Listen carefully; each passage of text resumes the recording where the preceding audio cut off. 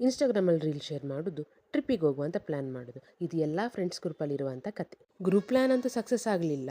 ಆದರೆ ನಾವಿಬ್ಬರೇ ಸಡನ್ನಾಗಿ ಹೊರಟಿದ್ದು ಸಾಂಸ್ಕೃತಿಕ ರಾಜಧಾನಿ ಮೈಸೂರಿಗೆ. ನಮಸ್ಕಾರ ಎಲ್ರಿಗೂ. ನೋಡ ಬನ್ನಿ ಮೈಸೂರು ದಸರಾ. ಆದರೆ ನಾವು ಹೋಗಿರೋದು ದಸರಾಕ್ಕಿಂತ ಒಂದಿನ ಮುಂಚೆ. ಚಾಮುಂಡಿ ಬೆಟ್ಟ ಹತ್ತಿ ಆ ತಾಯಿಯನ್ನು ನೋಡಿ ಚಾಮುಂಡಿ ಬೆಟ್ಟದಿಂದ ಇಳ್ಕೊಂಡು ಬಂದು ನಾವು ನೆಕ್ಸ್ಟ್ ಬಂದಿದ್ದು ಶ್ರೀರಂಗಪಟ್ಟಣಕ್ಕೆ. ಅಲ್ಲಿಂದ ಸರಿಸುಮಾರು 2 ಕಿಲೋಮೀಟರ್ ದೂರದಲ್ಲಿರುವಂತಹ ನಿಮಿಷಾಂಬ ದೇವಸ್ಥಾನಕ್ಕೆ ನಾವು ಬಂದ್ವಿ.